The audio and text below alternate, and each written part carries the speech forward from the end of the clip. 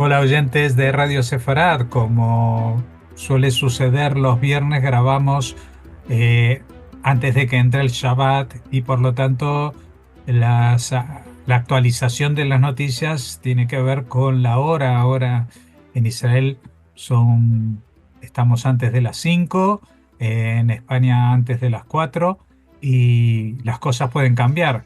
Y más cuando cada vez que grabamos los viernes no volvemos a grabar hasta el lunes por la tarde, con lo cual tenemos 3 días y un par de horas más de diferencia, lo que nos produce que estos programas que grabamos los viernes, que emitimos los viernes por la noche para el fin de semana, tengan algo de especial.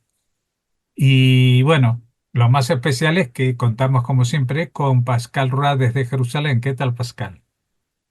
Jorge, sí, faltan pocas horas para que entre el Shabbat y aquí venimos con las últimas noticias del día, de la noche y tal vez un poco de la semana, la verdad, para hacer un pequeño repaso, balance o profundizando en noticias que nos han ido llegando desde varios frentes.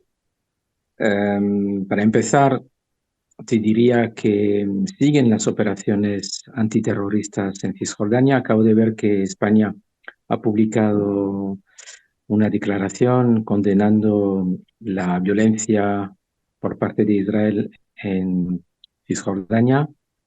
Am, Ha sido también condenado con varios matices, por ejemplo, por Borrell, ayer lo mencionamos. También Estados Unidos y Reino Unido han mostrado ellos más su preocupación sin condenar. Digamos que España ha dado un paso más, pero no es de extrañar, visto el gobierno que representa a los españoles ahora y a las últimas declaraciones de ministros y del primer ministro mismo, o del presidente del gobierno, perdón. O sea que España podemos decir que ha ido un poco más allá en esa condena. Son operaciones importantes.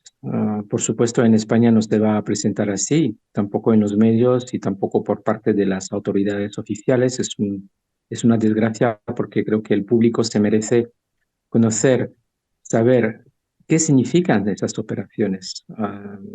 Son actividades por parte de las fuerzas del orden para seguir manteniendo el orden también en Cisjordania. ¿Por qué? Pues porque Cisjordania es otro frente que quiere abrir Hamas, la yihad islámica y a través de ellos Irán que está detrás.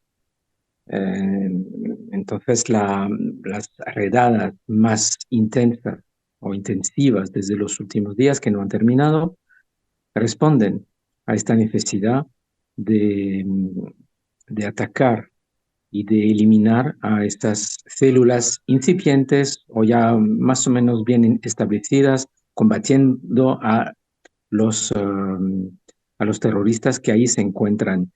De hecho, para entrar en esa complejidad que desgraciadamente desde España no se percibe y no se va a percibir por los medios tradicionales ni por las autoridades oficiales, pues para explicar un poco esa complejidad, se ha podido leer estas últimas horas, una declaración de Hamas en un medio de comunicación catarí que Hamas acusa públicamente, no es la primera vez que lo mencionamos, pero en esta ocasión Hamas acusa públicamente a la autoridad palestina, que es la autoridad que reina, que gobierna en Ramallah, la parte de Cisjordania, acusa a la autoridad palestina de arrestar a sus propios miembros en Nablus. O sea que también ellos, la O autoridad sea, palestina, se tiene sus quejan de fuerzas. que arrestan a miembros de la autoridad palestina, Hamas acusa a la autoridad palestina de arrestar a los miembros de su organización, de de Hamas. Hamas. Pero esto no es nuevo. No, no es nuevo, pero desgraciadamente no se comenta demasiado y aquí lo han hecho otra vez, han acusado otra vez públicamente a la autoridad palestina de hacer esto, sobre todo en esta ocasión en la que está más presente el ejército y la policía y las fuerzas de frontera de Israel, porque en el mismo comunicado también acusa a la autoridad palestina de cooperación con Israel y de dar apoyo a Tzahal en Jenin, en Tulkarem, en Nur Shams, etc. Uh, no, no es la primera vez, pero en esta ocasión, en estas operaciones, también está la autoridad palestina prestando apoyo como puede, a veces avisando, ahí están, allí no están, ojo, nosotros sabemos, o sea, tenían su propio sistema y podemos decir que en,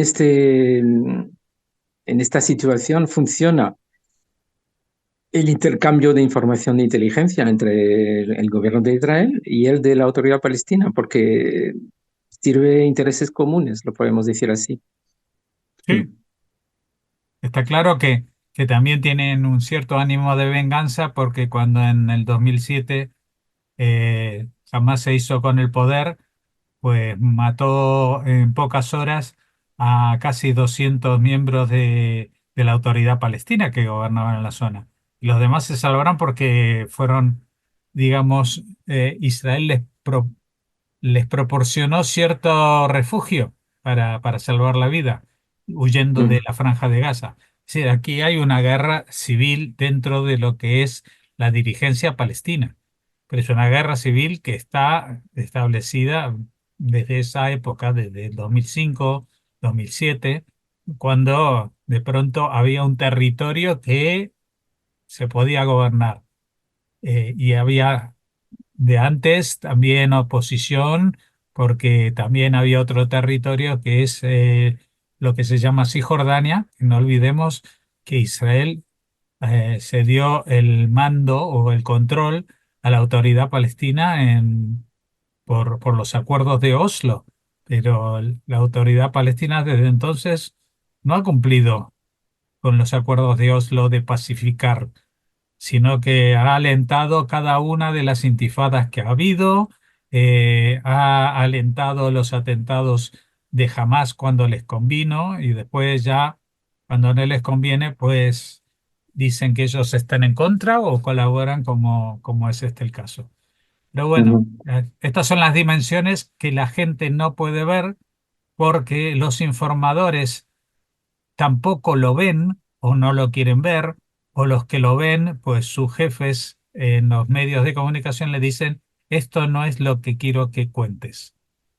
Y esto es así, esto es así. Desgraciadamente, los medios de comunicación no son medios ecuánimes, sino que cada uno de ellos está afiliado a un interés que a veces es económico y las mayores de las veces es político y muchas de las veces la política está fundamentada en la economía. Y no olvidemos que estamos hablando de países que han financiado y siguen financiando medios de comunicación occidentales para que dibujen una realidad sobre lo que sucede en Medio Oriente que no es la real, sino la que ellos quieren imponer. El relato a veces de Irán, a veces de Arabia Saudita, a veces de Turquía, a veces de Egipto, etcétera.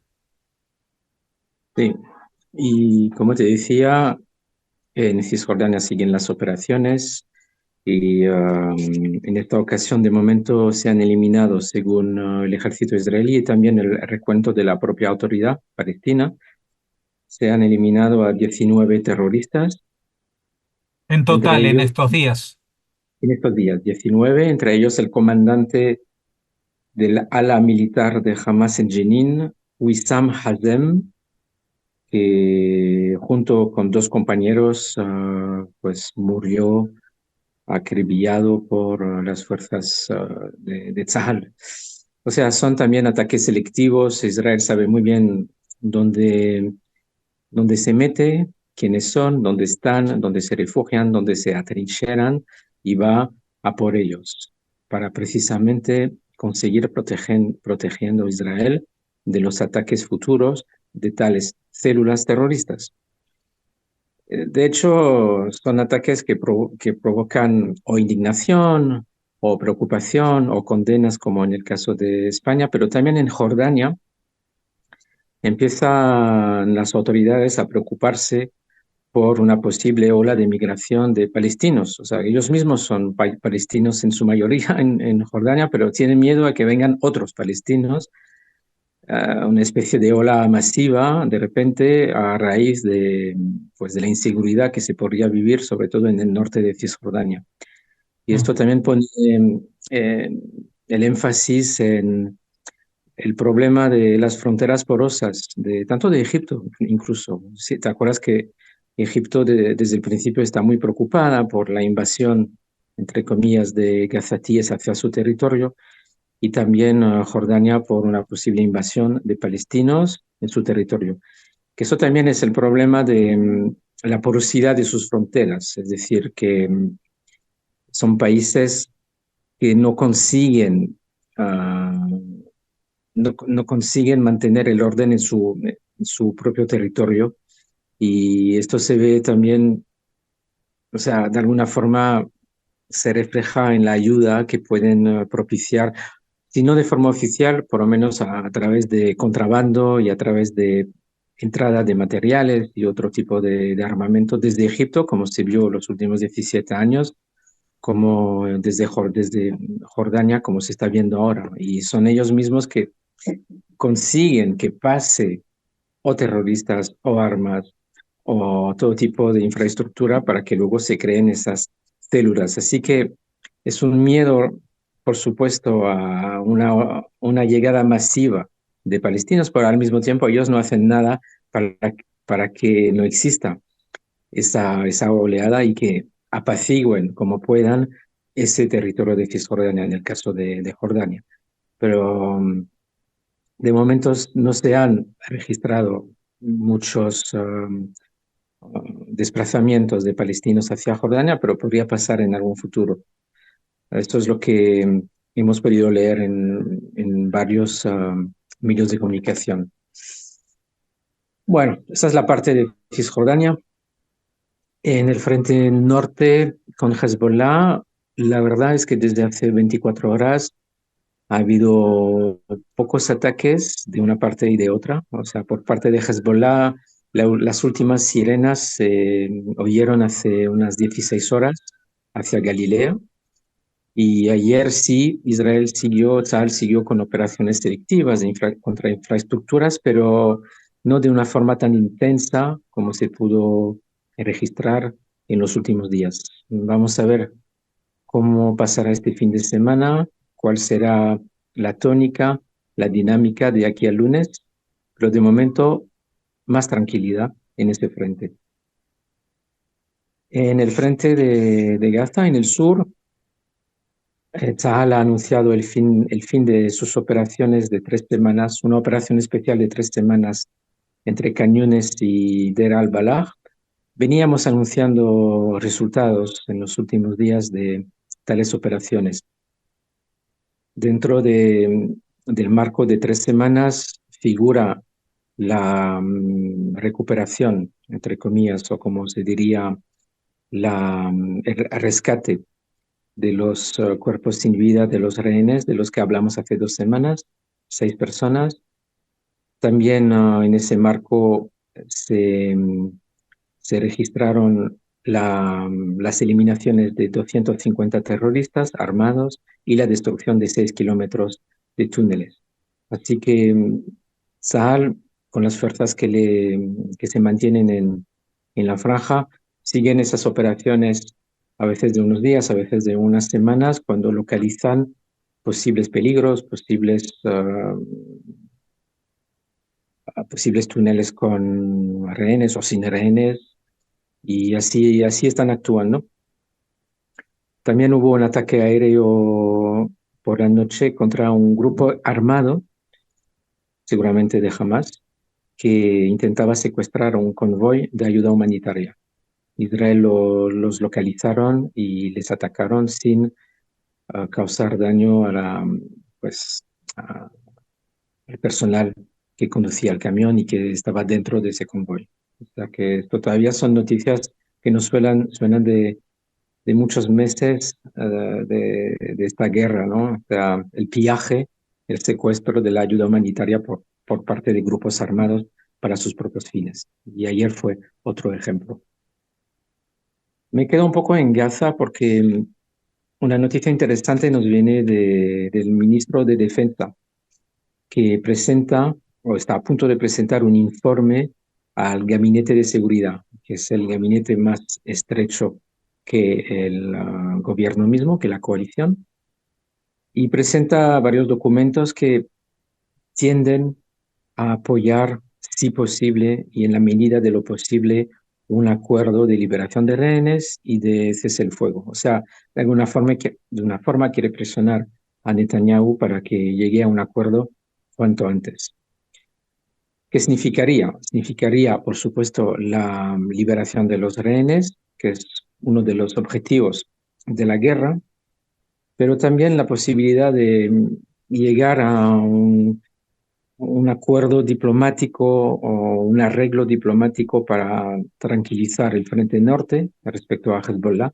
No menciona lo de Litani, me imagino que sería uno de los objetivos, aunque no lo menciona el documento. Permitiría impedir una guerra regional, o sea, mucho más amplia que la actual, y tal vez tendría también daría la posibilidad de calmar los ánimos de Irán en sus deseos de venganza.